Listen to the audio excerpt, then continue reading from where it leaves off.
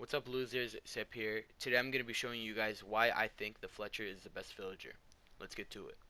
Alright, so as the title suggests, I'm going to be telling you guys what the best villager is. So if you guys are just here to know, I think it's the Fletcher. So if you guys already know how to use villagers and you know his trades, then there's the answer, so you can click off the video.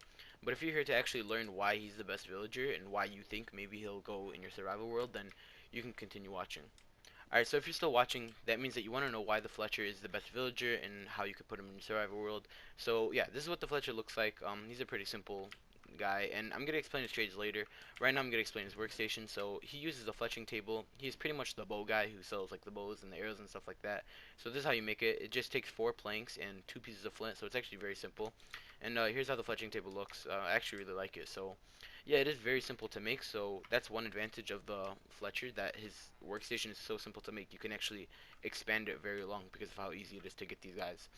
Now, let's explain his trade. So if you were to look at this board, I was explaining the reasons why it's the best, so let's go for number 1, the stick trade. Alright, so I'm in survival, and I have some sticks on me. So if you guys look at his trade, he's selling sticks. So it's 32 sticks per emerald, which is not that bad, especially if you're starting out. So every stick is, for every oak, or for every log you have, that's 8 sticks. So for 32 sticks, all you need is 4 logs. So for every 4 logs, you get an emerald, which isn't bad. So as you guys can see, I just got 3 emeralds from that, so that's actually pretty good. But that's actually just if you were to start him.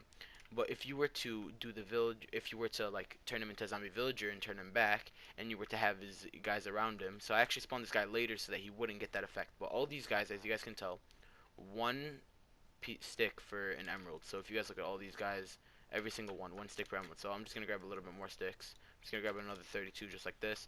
And if I were to trade with all these guys, you would see that I would get 16 emeralds per villager. So just like that, and just like that. So for a stack of sticks, I got a stack of emeralds, which is actually pretty simple. Now, there's also another trade I want to talk about, which is the flint trade. So the flint trade is just as important as the stick trade because um, it does the same amount, and actually you can get flint from these villagers. So with these guys, if you were to have gravel and some emeralds, so you know, 1 emerald and 1 piece of gravel gets you 10 flint. So I'm just gonna do the max trade for this. So I mean, it doesn't really take that many emeralds, so it's pretty simple. And then you have you have the flint. All you have to do is come over here, trade with him, and you'll see you get 16 emeralds per trade. So as long as you have 16 flint, you get 16 emeralds. So it's very simple. You trade with all these guys, and like this, and then like this, and just like that. I have a stack and a half of emeralds just from 4 villagers alone. So imagine if you were to make a whole thing. Yeah, I mean, it would go crazy.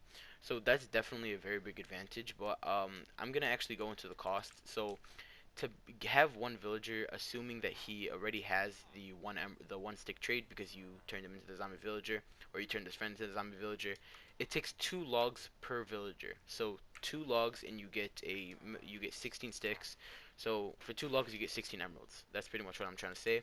And if you were to do the gravel trade, then you could get another 16, and then you would have to spend a little bit of emeralds on the actual flint itself, but it's very cheap. It's 1 piece of gravel, 1 emerald for 10 flint.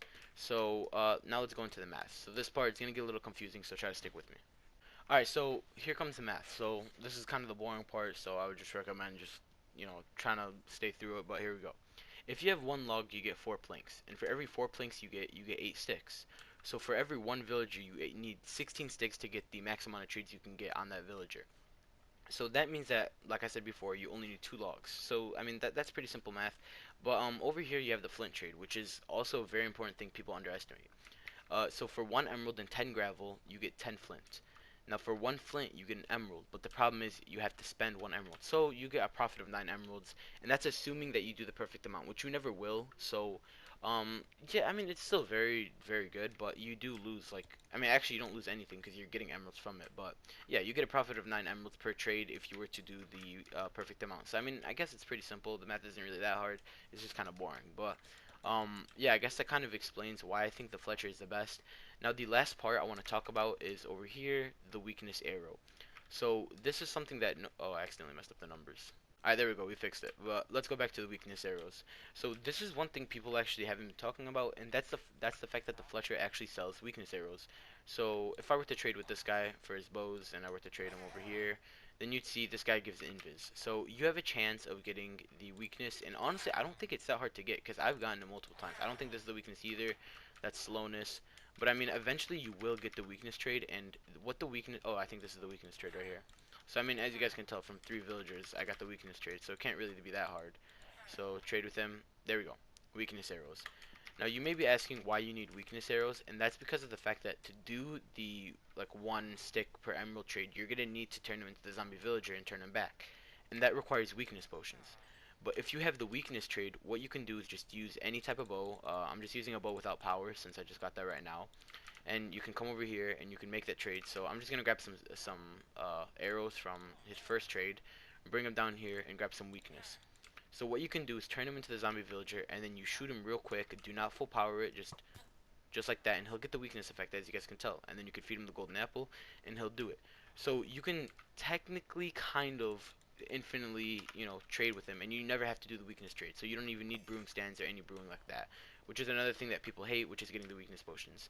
The only thing that sucks is you do need to get the golden apples. I wish maybe like the farmer or something like that had the golden apple trade, but unfortunately they don't. But yeah, that's another thing that I've never seen anyone really talk about, the fact that uh, if he has the weakness arrow, then you could actually just shoot him and he'll get the weakness effect.